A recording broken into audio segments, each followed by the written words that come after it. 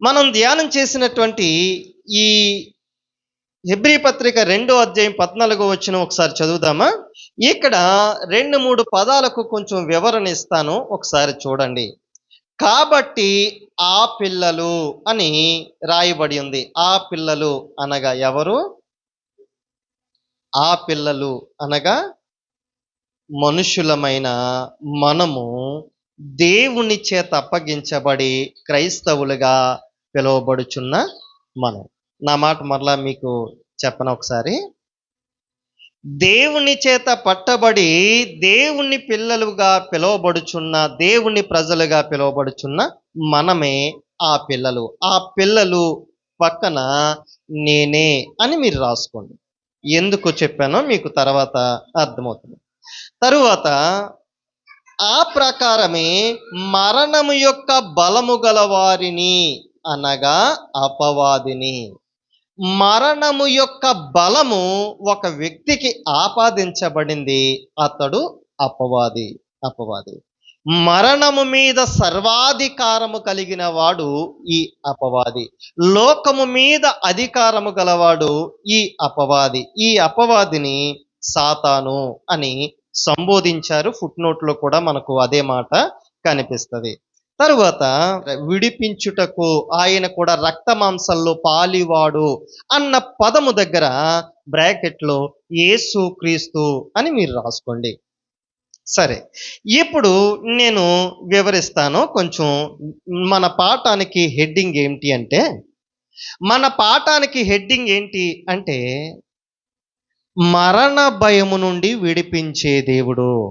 ఈరోజు మనము ఆరాధించే దేవునికి ఒక పేరు పెడదాం, ఓ టైటిల్ పెట్టుకుందాం. ఏంటి అంటే, మరణ భయము నుండి విడిపించే దేవుడు. చెప్పండి, మళ్ళీ చెప్పండి. మరణ భయము నుండి విడిపించే దేవుణ్ణి ఈరోజు మనం ఆరాధన చేద్దాం. మనిషిగా ఉన్న ప్రతి ఒక్కరు కూడా మరణం వచ్చేస్తుందేమో అన్న భయం చాలా మందిలో ఉంటుంది. నాకు లేదు అని చెప్పేవారు ఎవరు ఉండరు. ఎవరైనా ఉంటారా? ఎవరైనా ఉంటే గనక ఎంత బలహీనత వచ్చినా సరే ఇంటిలో పడుకుంటారు తప్ప హాస్పిటల్కి వెళ్ళరు. ఒక గోళీ కూడా వేసుకోరు. గోళీ అంటే టాబ్లెట్ కూడా వేసుకోరు. మరణ భయము నన్ను కమ్మిస్తుందేమో అన్న ఆలోచనతోని, మరణ భయము నన్ను ఏం చేస్తుందన్న దృక్పథంతో ఆలోచన చేసి వెంటనే పరుగున ఇంజెక్షన్ పడడమో టాబ్లెట్లు వేయడమో జరుగుతూ ఉంటుంది. వస్తారానిలే, పోతే పోతాం అని ఎవరు పడుకుంటారా? ఎందుకు పడుకోరంటే మరణం వస్తుందేమో అన్న భయం. మరణం గురించిన కొన్ని వాస్తవాలు మనందరికీ తెలుసు, కానీ ఆ వాస్తవాలను ఒకసారి చెబుతాను, ఒకసారి ఆలోచన చేయండి. మరణం అందరికీ వస్తుంది. పేదోడని ఉండదు, డబ్బున్నోడని ఉండదు, ఈ కులపోడు ఆ కులపోడు అని ఉండదు. వీడు రాజుల కుటుంబంలో జన్మించాడు, వీడు ఈ కుటుంబంలో జన్మించాడు, వీరి వంశం ఇది, వీడి వంశం ఇది అన్నది తారతమ్యం లేదు. మరణం అందరికీ వస్తుంది. డబ్బున్నోడికి వస్తుంది, పేదోడికి వస్తుంది. బలంగా ఉన్నోడికి వస్తుంది, సన్నంగా ఉన్నోడికి వస్తుంది. ఎత్తుగా ఉన్నోడికి వస్తుంది, పొట్టిగా ఉన్నోడికి వస్తుంది. మరణము వయసుతో తారతమ్యం లేదు, కులంతో తారతమ్యం లేదు, ధనిక పేద తారతమ్యం లేదు. అందరికీ వస్తుంది మరణం. రెండవది, మరణం చెప్పకుండా వస్తుంది. ప్రతి మనిషికి కూడా పుట్టినరోజు తెలుసు, అవునండి? ప్రతి మనిషికి పుట్టినరోజు తెలుసు, ఫలానా వచ్చేస్తుంది నా పుట్టినరోజు. మరణం చెప్పి రాదు. మరణం నేను ఫలానా టయానికి వస్తున్నాను తెలీదు, చెప్పదు. చెప్పకుండా వచ్చేది మరణం. చెప్పకుండా వచ్చేది మరణం. ఈ మరణం యాక్సిడెంట్ ద్వారా రావచ్చు, శారీరక బలహీనతల ద్వారా రావచ్చు, హార్ట్ స్ట్రోకే రావచ్చు. ఏం జరిగిందో తెలియదు. అయ్యో ఇప్పుడే ఇలా నడిచెళ్ళాడమ్మా, అప్పుడే ఏమైపోయింది. చెప్పి రాదు మరణం. మరణం డబ్బుంటే ఆగిపోదు. అంటే ఇలా అనొచ్చేమో, మరణాన్ని డబ్బు పెట్టి కొనలేం. లంచం ఇచ్చి మరణాన్ని ఆపలేం. ఆడు పేదోడైనా, ధనికుడైనా రావాలనుకున్నప్పుడు వస్తదంతే. ధనముందని చెప్పి మరణాన్ని ఆపలేము. దానికి ఉదాహరణ కరోనా టైంలో మనం ఎంతోమంది ధనికులను చూసాం. ఎన్నో లక్షలు వ్యయపరిచిన, ఎంతో మంచి ఎక్విప్‌మెంట్ కొనుక్కున్న, ఎంతో మంచి మిషనరీ తెచ్చుకొని ఆక్సిజన్ ద్వారా ఆ లంగ్స్‌కు పట్టిన ఆ కఫాన్ని తొలగించడం సాధ్యం కాలేకపోయింది. ఎంత ధనమున్నా, ఎంత డబ్బున్నా, ఎంత లేటెస్ట్ ఎక్విప్‌మెంట్ కొని తెచ్చినా మరణాన్ని ఆపలేకపోయారు. డబ్బుతో మరణాన్ని చేయలేరు. మరణానికి ఇంకో లక్షణం ఏంటంటే మొహమాటం ఉండదు. మొహమాటం ఉండదు. అస్సలు మొహమాటం ఉండదు. అరెరే! ఇప్పుడు వరకు ఇంత కష్టం పడ్డాడు. అప్పుడే తీసేసుకోవాలా? ఇప్పుడు వరకు రెక్కలు ముక్కలు చేసుకొని తినకో అనేకులను రక్తం పీల్చుకొని వడ్డీకి వడ్డీకి లాక్కొని లక్షలు లక్షలు కూడగట్టుకొని కూర్చుంటే, అరెరే! ఇప్పుడు తీసుకెళ్ళిపోతానా? కొద్ది కాలం నువ్వు అనుభవించు అని అనదు మరణం. చాలు చాలులే కష్టపడింది నీ టైం అయిపోయింది వచ్చేయి అంటదంతే. మరణానికి వీడు మా కులపోడు, ఇతను ఇది, అతను అది, ఇతను తెల్లోడు, ఇతను నల్లోడు అన్నది మరణానికి ఉంటుంది. మొహమాటం మరణానికి. ఈ అన్ని విషయాలు మనకు తెలుసు. అవునండి? మరణం అందరికీ వస్తదని తెలుసు. మరణం ఎలా వస్తదో తెలీదని తెలుసు. మరణం చెప్పకుండగా వస్తదని తెలుసు. మరణం డబ్బు ఖర్చు పెట్టినా అది ఆపలేము అని తెలుసు. మరణానికి మొహమాటం ఉండదని మనకందరికీ తెలుసు. అవునండి? కానీ మరణం అంటే ఎందుకో మనకి భయం. మరణం మనందరికీ ఎందుకు భయమంటే, మనము అతి ఎక్కువగా ప్రేమించేవారు మనకు దూరమవుతారని మనకు భయం. అవునండి? మనకు తెలిసిన వారు ఎవరో ఒకరు ఏదైనా ఆపదలో ఉన్నారంటే మన ప్రాణం ఏమైపోద్ది? విలవిలలాడిపోతాం. మన ప్రాణం చివుక్కుమందు. ఆ రోజు ఏ పని చేస్తున్నామో తెలీదు. ఏం తింటున్నామో కూడా తెలీదు. ఈ మరణం ద్వారా మన ప్రేమ, వారి ప్రేమ మనకు దూరం అవుతుందేమో. తల్లిదండ్రులను దూరం చేసుకొని, భర్తను దూరం చేసుకొని, బిడ్డలను దూరం చేసుకొని, ఈ పరిస్థితి అంతా భయాందోళనకు గురి చేస్తుంది. మనం ప్రేమించిన వారిని దూరం చేస్తుంది అని చెప్పడానికి గల కారణం ఏంటి అంటే, యోహాను సువార్త 11వ అధ్యాయంలో లాజరు అనే వ్యక్తి చనిపోతే తన అక్క చెల్లెలు ఇద్దరు కూడా బాగా బాధపడిపోయి ఏడుస్తూ ఉన్నారు మరణం కొరకు. అయ్యో, నా తమ్ముడు, నా సోదరుడు మరణించాడు, నా సోదరుడు మరణించారని చాలా వేదన పడ్డారు, చాలా వేదన పడ్డారు. ఇది తన సోదరుడు మరణాన్ని బట్టి దుఃఖించారు. ఎందుకంటే ఆ తమ్ముణ్ణి ఎక్కువగా ప్రేమించారు గనక. మనల్ని ప్రేమించిన వారు దూరమైతే ఆ దుఃఖం ఎలా ఉంటుందో మనకు చెప్పనవసరం లేదు.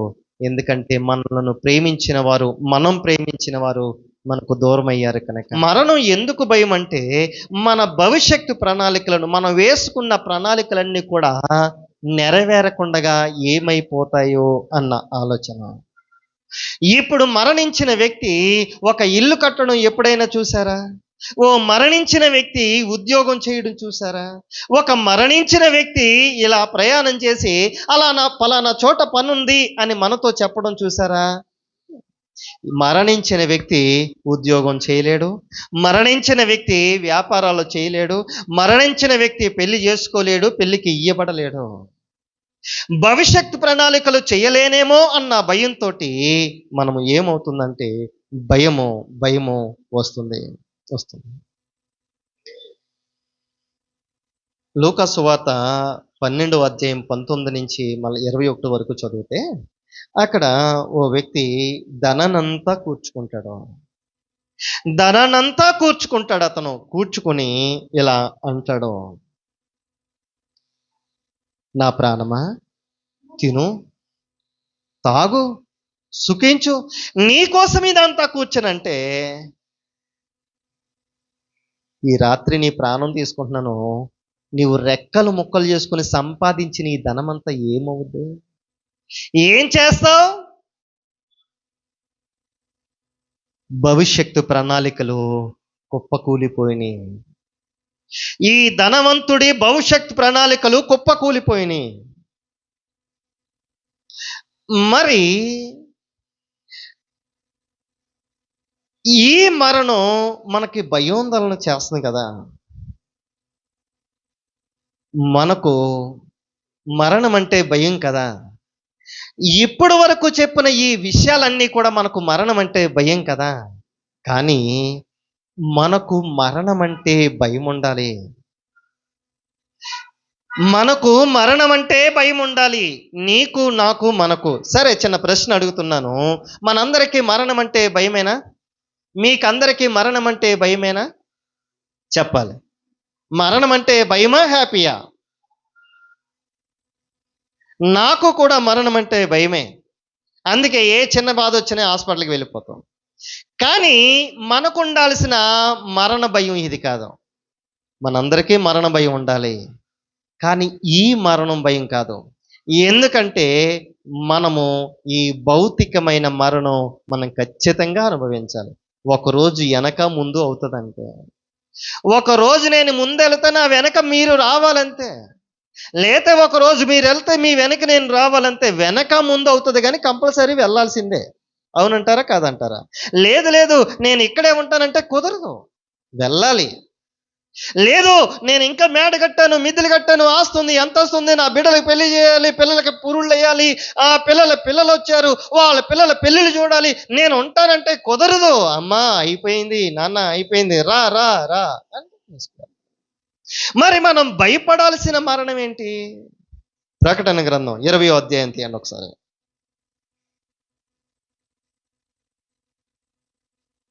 14వ వచనం చదువుదామా? మరణమును, మృతుల లోకమును అగ్నిగుండములో పడవేయబడెను. ఈ అగ్నిగుండము రెండవ మరణం. 21వ అధ్యాయం 8వ వచనం చదువుదామా? పిరికివారును, అవిశ్వాసులను, అసహ్యులను, నరహంతకులను, వ్యభిచారులను, మాంత్రికులను, విగ్రహారాధికులను, అబద్ధికులు అందరును అగ్ని గంధకములలో మండు గుండములో పాలు పొందుదురు. ఇది రెండవ మరణం. నువ్వు, నేను, మనము కూడా భయపడాల్సిన మరణం ఇదండి. ఈ శరీరంతో ఉండగా వచ్చే మరణం గురించి కాదు మనం భయపడాల్సిందే. రెండవ మరణం వస్తుంది కదా, ఆ మరణం మనకు రాకూడదు. ఒకసారి శరీరం ద్వారా జన్మించడం, రెండోసారి బాప్తిస్మము ద్వారా, మారు మనసు ద్వారా జన్మించిన వారు చేయొద్దండి. బాగుందా? రైట్. మనం ధైర్యంగా చెప్పాలి, గుండెల మీద చేసుకుని, నేను ఒక్కసారి చచ్చిపోతాను, ఈ దేహం ద్వారా ఒక్కసారి చచ్చిపోతాను, ఒక్కసారే మరణిస్తాను, రెండోసారి మరణించు. ఈ రెండో మరణం యొక్క హిస్టరీ ఎంత భయానకంగా ఉంది. రెండోసారి చచ్చిపోతే ఎంతలా ఉంది చూడండి. మరణమును, మృతుల లోకమును అగ్నిగుండములో పడవేయబడెను. ఈ అగ్నిగుండము రెండవ మరణం. ఎవని పేరైనను జీవ గ్రంథమందు రాయబడినట్లు కనబడని ఎడల వాడు అగ్నిగుండములో పడవేయబడను. నీకు, నాకు రెండో మరణం రాకుండా ఉండాలంటే జీవ గ్రంథం అనే పుస్తకంలో నీ పేరు, నా పేరు ఉండాలి. నీ పేరు, నా పేరు ఆ పుస్తకంలో రాయబడకపోతే మనము ఆ రెండవ మరణాన్ని తప్పించుకోలేమండి. స్నేహితులారా, ఆ జీవ గ్రంథంలో నీ పేరుందా? ఆ జీవ గ్రంథంలో నేను బాప్తిసం తీసుకున్నప్పుడే రాయించేసుకున్నానండి అని ఎంతమంది చెప్తారు? నేను నీట మునిగి బాప్తిసం తీసుకున్నాను కదా, అప్పుడే రాయించేసుకున్నానండి అని ఎంతమంది అంటారు? అందరి పేర్లు లిఖించబడ్డాయి. బాప్తిస్మము ద్వారా, మారు మనసు ద్వారా ఆ జీవ గ్రంథంలో చెయ్యెత్తిన అందరి పేరు రాయబడి ఉంది. కానీ కింద షరతులు వర్తిస్తాయి అన్న పదం మనం చూడాలి. షరతులు వర్తిస్తాయి అన్న పదం దగ్గర ఒక ఎరైజర్ పెట్టబడింది, ఒక రబ్బరు పెట్టబడింది. రాయబడిన జీవ గ్రంథంలో మాట అది చెరపలేని పెన్నతో కాదు. ఒకవేళ మనం సరి అయిన బ్రతుకు బ్రతకకపోతే ఆ ఎరైజర్ పెట్టి ఆ జీవ గ్రంథంలో పేరు తుడిచేసే ప్రమాదం ఉంది. నీవు నేను ఆ రెండవ మరణం నుండి తప్పించబడాలి. ఇప్పుడు 21వ అధ్యాయం 8వ వచనం చదవండి. ఆ రెండవ మరణానికి అర్హులైన వారి చిట్ట ఇక్కడ రాయబడి ఉంది. ఒకసారి, పిరికివారును, అవిశ్వాసులు, అసహ్యులు, నరహంతకులు, వ్యభిచారులు, మాంత్రికులు, విగ్రహారాధికులు, అబద్ధికులందరూ అగ్ని గంధకములలో మండుచుండు గుండములో పాలు పొందుదురు. ఇది రెండవ మరణం. ఎంతమంది వచ్చారు? పిరికివారంట. పిరికివారంటే చీకటి బాబు నాకు భయం అంటారు కదా, ఆ పిరికితనం కాదు ఇది. నా మాట మీకు అర్థమవుతుందా? పిరికివారంటే అమ్మో నాకు చాలా భయం అండి, చీకటి అంటే, దెయ్యం అంటే భయం అండి, అందుకే చీకటి రాత్రులు నేను లైట్ వేసుకుని పడుకుంటాను, కరెంటు పోతే భయం. ఎలాంటి పిరికివారు కాదు. పిరికివారు ఎవరు అంటే, నీ బ్రతుకును పాడు చేసే దానికి భయపడుతుంటారు. కాంప్రమైజ్ అయిపోతావు చూడు, వెళ్ళకపోతే ఏమవుతుందో అని నీ భక్తిని పాడు చేస్తావు. ఈ పిరికితనం క్రైస్తవుడిగా బ్రతకాల్సిన రీతిగా బ్రతకనివ్వని పిరికితనం నీలో ఉంటది. కొంతమందికి భయం, పిరికి. నేను క్రైస్తవుణ్ణి అని చెప్పుకోవడం పిరికితనం. బైబిల్ పట్టుకుని వెళ్ళడం పిరికితనం, సిగ్గుచేటు. సిగ్గు వచ్చేస్తుంది కొంతమందికి, బైబిల్ పట్టుకోరు. ఇలాంటి పిరికి వారు నరకంలో ఉంటారు, రెండవ మరణం పొందుతారు. అవిశ్వాసులు, ప్రభువా ప్రభువా ప్రభువా కార్యం కార్యం కార్యం చేయి ప్రభువా, అద్భుతం చేయి ప్రభు, అద్భుతం అవుతుందేంటి నాకు తెలిసిలే, నేను అనుకుంటానే ఉన్నాను. అవిశ్వాసం. నీ విశ్వాసంతో చేస్తున్న ఆ పదజాలాల ప్రార్థన నీ క్రియల్లో లేదు కదా, అవిశ్వాసం. నీవు ఎంతో ప్రాకులాడుతూ ప్రయాసపడుతూ ప్రభువా ప్రభువా, ఎక్కడవ్వాలి, నేను అనుకుంటానే ఉన్నాను. ఇలాంటి అవిశ్వాసపు ధోరణి మనలో ఉంటే నరకం. సరే, ఇంకేమంటున్నారు? అసహ్యులంట, అసహ్యపడుతుంటారు.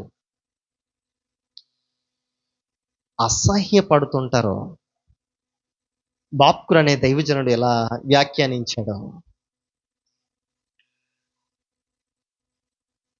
పేదవారిని చూసి, వస్త్రాలు హీనంగా ఉన్న వారిని చూసి, మురికి వారిని చూసి అసహ్యపడేవాడు ఈ రెండవ మరణానికి పాత్రుడట. చెయ్యాల్సిన నీచమైన అసహ్యపడాల్సిన పనులన్నీ చేసేస్తుంటారండి. వీటిల్లో ఉండదు అసహ్యం. మాట్లాడాల్సిన మాటలు మాట్లాడే విషయంలో అసహ్యత ఉండదు. బూతులు మాట్లాడడానికి అసహ్యపడరండి. నాతో మాట్లాడితే తట్టుకోలేరండి, ఏదో గొప్పలాగా, అదో డిగ్రీలాగా. పక్కన degree BCom, BS, BSc, BTh, PhD ఇలాంటివి ఉంటాయి కదా, ఆ డిగ్రీలా ఫీల్ అయిపోతుంటారు కొంతమంది. నాతో నా నోట్లో ఎవరో మాట్లాడలేరు, నేను ఎలాంటి తట్టుకోలేరు అంతే అంటారు. అంతే. అమ్మో ఆవిడ వస్తుందా దన్నం, అమ్మో అతను వస్తున్నాడా దన్నం. ఎలాంటి అసహ్యత కలిగిన వాటిని ధైర్యంగా చేసేస్తుంటారు. అసహ్యులు దేవుని రాజ్యానికి వెళ్ళరంట. పేదవారిని చూసి అసహించుకుంటారే, నీకన్నా తక్కువ వారిని చూసి చేదరించుకుంటారే, గాయాలతో ఉన్న వారిని చూసి చేదరించుకుంటారే, వృద్ధాప్య సమయంలో మంచం మీద ఉన్నప్పుడు తల్లిదండ్రులను అసహించుకుంటారే. ఈ అసహ్యత కలిగిన వారికి ఇంకేమీ ఉండదు, సరాసరి డోర్ ఓపెన్ అవుతుంది, నరకంలోకి పోతారు, అంతే. ఏమి ఉండదు, చాలా సింపుల్. తీర్పు ఇది ఇంకేం ఉండదు, డైరెక్ట్గా జాగ్రత్త. అసహ్యులు, నరహంతకులు, వ్యభిచారులు, మాంత్రికులు, విగ్రహారాధికులు, అబద్ధికులు అంట. అబద్ధికులు అందరూ కూడా గంధకములతో మండుచున్న అగ్నిగుండంలో పడాలి. ఇది రెండవ మరణం. సరే, ఈ రెండవ మరణం నుండి తప్పించుకోవాలంటే ఏం చేయాలి? ఏం చేయాలి? ఇది రెండవ మరణం కదా, తప్పించుకోవాలంటే ఏం చేయాలి? 3 విషయాలు చెప్తానండి, వినండి. మొదటిది, మన పాపాల నుండి విడిపించబడాలి. రోమపత్రిక 3:11 ఏం చేయాలి? మన పాపముల నుండి మనం విడిపించబడాలి. ఎందుకంటే భూమి మీద ఉన్న వారందరూ కూడా పాపులే. రెండవది, పరిశుద్ధ జీవితం కలిగి జీవించాలి. 2 కొరింథీ పత్రిక 7:1 ప్రకారము మనం పరిశుద్ధత కలిగి జీవించాలి. హెబ్రీ పత్రిక 12:14 ప్రకారము మనము పరిశుద్ధత కలిగి జీవిస్తేనే దేవుణ్ణి చూసే భాగ్యం ఉంటుంది. 2 విషయాలు. మూడవది, పరలోకము కొరకు మనం ఎదురు చూడాలి. 1 దశలోని పత్రిక 4:17 ఈ 3 మాటలు మనము చేయగలిగితే, ఈ 3 విషయాలు మనం పాటించగలిగితే, ఏ 3 విషయాలు? పాపాలు లేకుండా ఉండాలి, పరిశుద్ధత కలిగి జీవించాలి, పరలోకం కొరకు ఎదురు చూడాలి. ఈ 3 విషయాలు గనక మనం చేయగలిగితే, ముందు చదివిన ఆ రెండవ మరణంలో ఉన్న లక్షణాలు మన జీవితంలో ఉండవు. మనం నిత్య రాజ్యానికి వారసులమవుతాం, దేవుని రాజ్యానికి వారసులమవుతాం, పరలోకానికి వారసులమవుతాం. ప్రియమైన సంగమా, నా స్నేహితులారా, మనము రెండవ మరణం నుండి తప్పించబడాలంటే ఏం చేయాలి? మనం పాపము లేని వారిగా ఉండాలి. పాపము లేని వారిగా ఏముండాలి? ఎవరి వల్ల సాధ్యమంటే, మనం ధ్యానం చేసిన ఈ హెబ్రీ పత్రిక 2:14-15 ఏం చెబుతున్నాయి? జీవితకాలమంతయు మరణ భయము లేకుండగా మనం బ్రతకాలి. ఎలాగా? మరణ భయం లేకుండా బ్రతకాలి. ఈ మరణ భయం లేకుండా బ్రతకాలంటే కారణము యేసు క్రీస్తు ప్రభు ద్వారా మాత్రమే. ఈ యేసు క్రీస్తు ప్రభుని ఎవరైతే అంగీకరిస్తారో, ఈ యేసు క్రీస్తు ప్రభుని ఎవరైతే సొంత రక్షకునిగా అంగీకరిస్తారో, యేసు క్రీస్తు ప్రభు ద్వారా మోక్షం ఉందని నమ్ముతారో, యేసు క్రీస్తు నా పాపాలు క్షమిస్తారని నమ్ముతారో, యేసు క్రీస్తు ద్వారానే నాకు పరలోక భాగ్యం కలుగుతుందని నమ్ముతారో, వారికి రెండవ మరణం నుండి విడిపించబడి ఆ నిత్య రాజ్యానికి చేరే భాగ్యము వస్తుంది అని చెప్పడంలో ఎలాంటి సందేహం లేదు. రెండవ మరణం నుండి, ఆ భయము నుండి తప్పించి దేవుణ్ణి మనసారా ఆరాధన చేద్దాం.